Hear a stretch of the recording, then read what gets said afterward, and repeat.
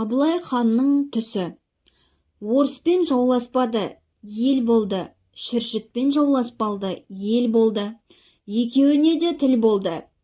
Өзіне өзі әбден келді, кемеліне толды.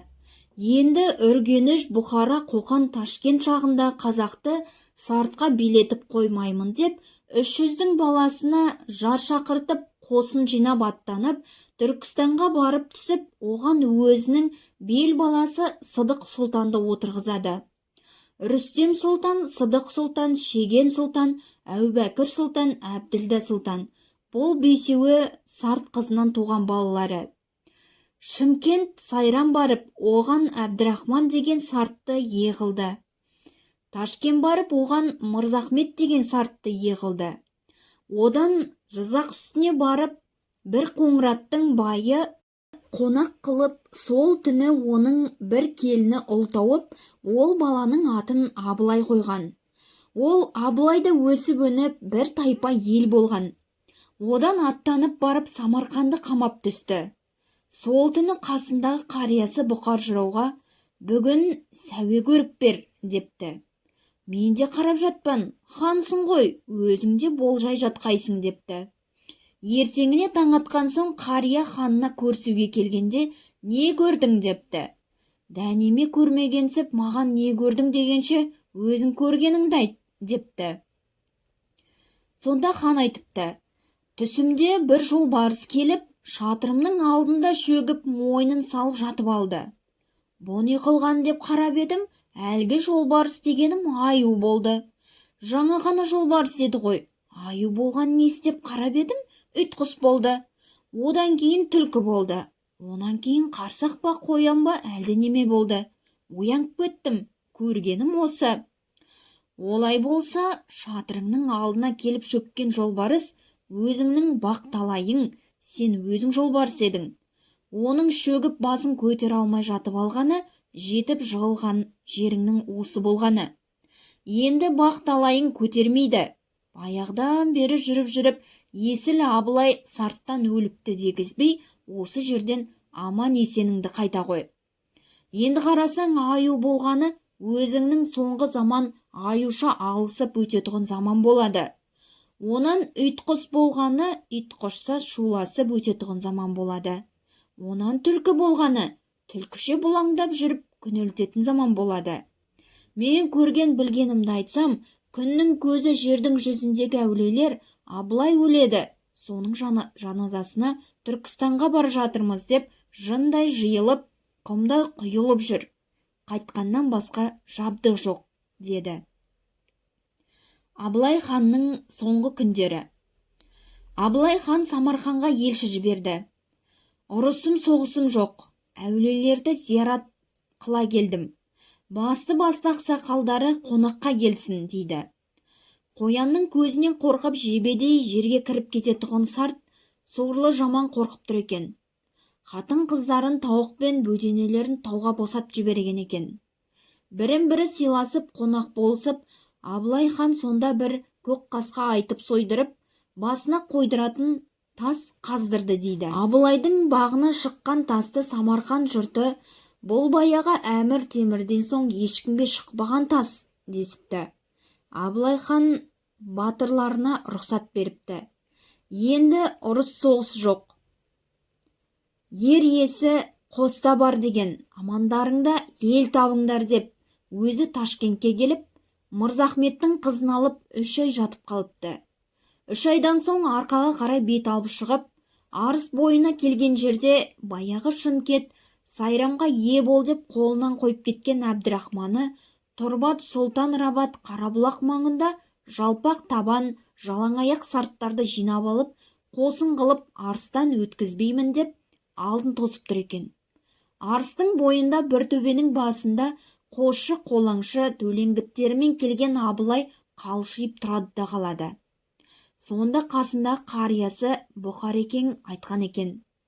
Бірі еттек, бірі жең болған, ежелден саған ел болған, орта жүзден кісің жоқ. Енді бұған қарап тұрғаннан басқа қылар ісің жоқ, депті. Хан сонда батырларын тарқатып жібергеніне пұшайман болып, бармағын шайнап тастапты. құса болып жарылып кетіпті. Сол жерде бір қорғанға түсіріп, сол күннен бүгінше шейін хан қорғаны аталып қалды деседі. Абылай ажал жастығына басын қойғанда Бұқарең айтқан екен: қайғысыз ұйқы ұйықтатқан ханым-ай, қалыңсыз қатын құштырған ханым-ай, қайрусыз жылқы бақтырған ханым-ай, 300-ден 3 кісіні құрбан қылсам, сонда қалар ма екен қайран жаның-ай, дегенде Абылай хан: тоқта, бұлай десең мен діннен шығамын, сен жалғаншы боласың. 20 жасымда таққа міндім, 48 жыл қазаққа хан болып тұрдым. Неше жыл өмір сүріп, жас жасағанына не пайда? Қазақтың арқасын тамға, аузын нанға сүйгенім жоқ. Бір, ақбоз аттың құнын ер құнына теңегенім жоқ. 2, мылтығының оғын Құралайдың көзінен өткізетұғын мергеннің құнын екердің құны дегізгенім жоқ. Ұста мен етікшінің құнын қатын мен құнымен бір бәс қылып, жарты күн дегізгенім жоқ. Мұнымен осы 3 арман бойымда кетті, деген екен. Ұлы жұма күні қайтыс болып, сүйегін теңге салып, Хазіреті сұлтанға алып келіп, ақ күмбездің ішіне бір бөлмесіне қойып, тасын үстіне орнатыпты. Абылай ханның өлгенін естігенде жалаңаяқ әздер 3 күн 3 түн жылаған екен. Тақсыр, мұнша неге жылайсыз дегенде, есіл Абылай баяғыдан бері жүріп Сарыарқада өлмей, Сарттың қорғанында өлді. Енді хандық Сартта қалды. Қазақтан бақ кетті, құт қашты, деген екен. Абылай ханның өлімі арқаға естілді. Ордаға қатын қалаш бала шағаға естіртпеді. Өлгеніне қуанып сүйінші сұраған кісідей болармыз. Өліктің қырқы деген бір мал сойылатын күн ғой. Сол қырқында естір деп, қырқын бергізейік деп бар қазақ ішіне сауын айтып, міне бүгін табаны тұтас 40 күн болды естігенімізге деп, ордасына естіртіп қырқын бергізген екен. Артынан қолдарынан көмген, жанында бірге жүрген жолдастары келген соң, білісті, бұлар мұнда өлгеніне 40 күн болды деп, қырқын бергізген күні өлген екен. Сарыарқаға өлместен 40 күн бұрып естілген екен.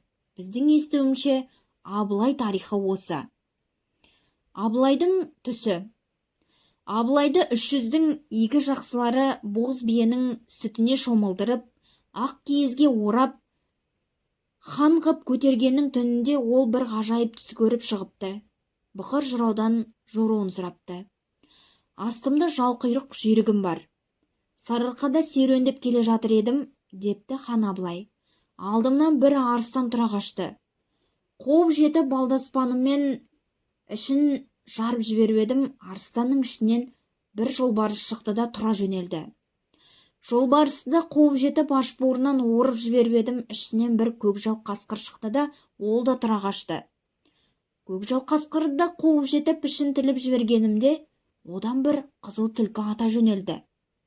Қызыл түлкіні де қуып жетіп ішін осып қалғанда, ішінен құрт-құмырсқа, бақа шаян, жылан кесіртке ақтарыла түсті. Бірақ бұлар менен қашпады. Бәрі бұжынай келіп атымның сауырына жалына жабыса бастады. Шошынғанына айғайлап жіберіп оянып кеттім. Жоруын айтшы осы түсімнің, жырауым, депті Абылай хан. Сонда Бұқар жырау былай деп жорыпты. Жылан құйрыққа мінгенің, хан тағына мінгенің. Ал алдыңнан арыстан қашса, сенен арыстандай айбарлы ұл туады екен. Одан туған бала жолбарыстай қайратты жүректі болады екен. Жолбарыстан туған шөбереңде көкжал қасқырдай жүректі жаратылады екен. Ал көкжал қасқырдың баласы 4-ші ұрпағың қызыл түлкідей қу, заманына қарай тәсіл қой келеді екен.